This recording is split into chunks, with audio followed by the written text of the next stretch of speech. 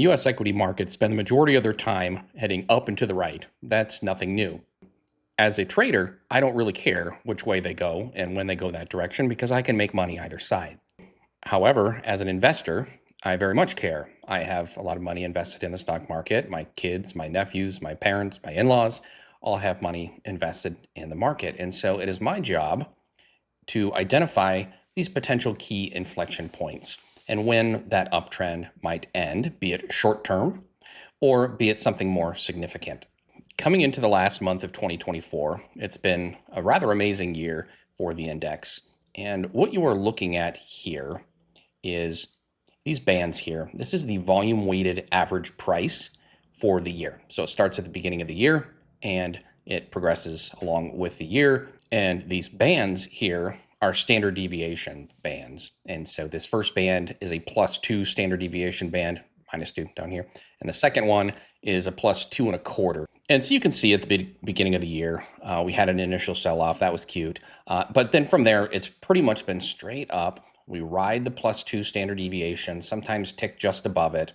And then we tend to sell off from there, generally just a little bit below VWAP, if at all, right? And then we can continue the uptrend right back up to the +2 standard deviation, sometimes up into the 2.25. And the times that we see these excursions above the +2 tends to be when we get some pretty rapid sell-offs. It doesn't mean they're huge. This one was. This one here was aggressive, but not super deep.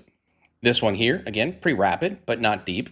And so I tend to get just a little bit cautious as we approach that second standard deviation above the yearly volume weighted average price. Now, one thing I will point out, so we are using ES, so this is the S&P Index Futures. I'm also not using a back adjusted chart. I do not back adjust my charts. That's outside of scope for this conversation, but that's why you see the gaps here, gap here, gap here.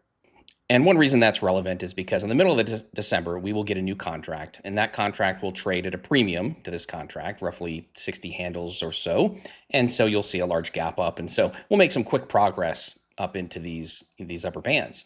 So you can see the contract roll in June. We were actually sitting just below the +2 standard deviation band, and we gapped above it, traded above the 2.25 for a little bit, and then moved sideways. Continued grinding +2 to +2.25-ish, maybe 2.3, and then had that sell-off. September sort of gapped us into that +2, and again, still grinding into this +2, struggling with it, breaking above between the 2 and the 2.25, we get the sell-off. Here we are, 2.25, we get the sell-off. Drilling into short time frames, this has been very recent, just the last week or so. You can see we stall at the +2, we stall at the +2. Here we are stalling at the +2 again. So does this mean that I think that we are getting an imminent sell-off when everybody else on the planet seems to think that we're getting a Santa rally for another 200 or 300 points? No, not necessarily. But it does mean, like for me, I'm not opening up a new swing long position up here. So we took SPY calls down here. Plenty of room to ride that back up to the +2, but I'm just being a little bit more cautious here. So from there, like, what does it look like if you're just an investor and or longer term swing trades and you're not worried about day trading? The next question you're asking yourself is, okay, well, what does it look like for things to become bearish? What would the start of a sell-off look like to where I might need to consider a hedge or closing my positions, or where could they come under pressure, right? So if you are long the index or long highly index correlated names, then you kind of want to have a good idea of when the index could come under pressure. So first of all, I mean, big picture, I'm not super bearish until we're making lower highs and lower lows below 57.24. Now, getting down there is pretty gross, right? That's almost 300 handles. That's a pretty big move, but it's still not like bear market things, right? Necessarily. Even all the way back down to 58.80s, that's just sideways consolidation in this range, and it doesn't look terrible. Again, if you initiated a long somewhere in here, that feels pretty bad.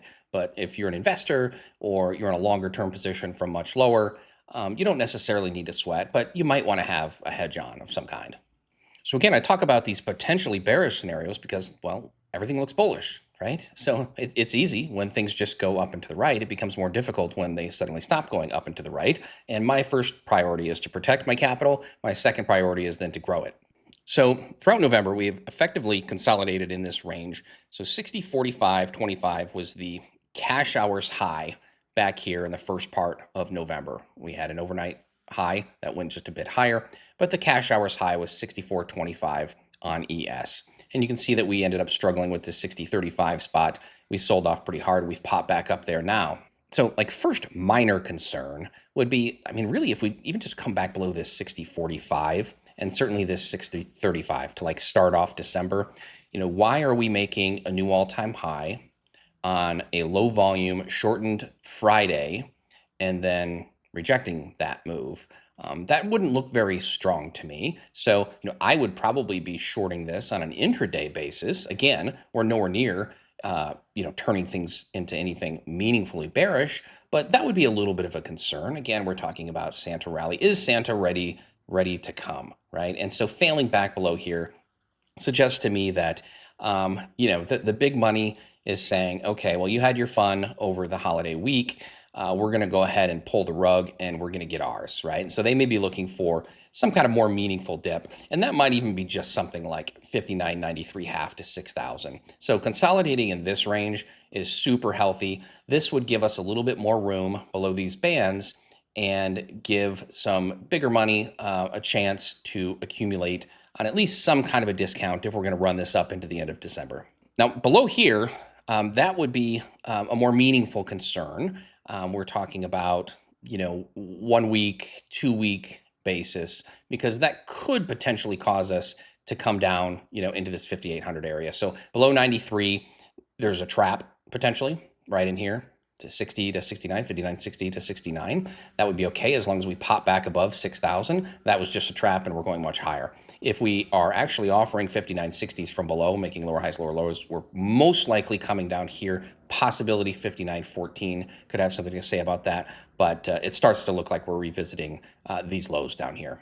So, okay, fine, Santa's coming. None of that's going to happen. At worst, we drop, 16 handles, and then we're off to the moon, right? So where are we going to go? So these upside levels, and again, this is ES1, not back adjusted. In the middle of December, you're going to have that contract roll, so you're going to be able to add roughly 60 handles of premium. We'll have an update on that closer to the time. But these are the extensions based off of really a number of different ranges and patterns and so forth. And some of them are extremely high time frame and meaningful extensions. The ones in red are the most important to me. This 61.22 to 27-ish area could be problematic, and the 61.62 to 61.69 area could potentially be problematic. And you can see this plus 2.25, depending on when we get there, this plus 2.25 standard deviation up of year-to-date VWAP is probably going to be sitting, somewhere in here. Now, is it possible that we just kind of rip straight from here and we're up all December, well up into the 6,200s? We blow past the plus 2.25 band? Absolutely possible. And to me, I start looking at it as a bit of a blow off if we are accelerating in price well above this plus 2.25 band. We haven't done it the entire year. It would be a little bit out of context with the rest of the year. And to me, it starts to look like a bit of a blow up, but don't fade it, right? You want to be a participant in that blow off and make money in that blow off. And then we just talk about, dancing near the door and, being prepared to take your exits and take your chips off the table when it comes towards the end. So, to summarize, December starts off. If we see some early weakness, really to me, anything above 59.93 to 6,000 is completely healthy and just consolidation to give us a little bit of room off this VWAP and then higher from there. If we do proceed higher directly, then, we've got these levels on here that we can monitor, but, we're never shorting any of these levels, just naked levels at all-time high. We're just using them as reference points because they are extensions off of prior ranges. So that's just a quick look at the December ahead, at least up until we get to contract roll, and that'll be a pretty involved weekly plan as we make adjustments for those new levels. But we will execute around these levels with our daily plans and in the Discord. So we'll be ready either direction.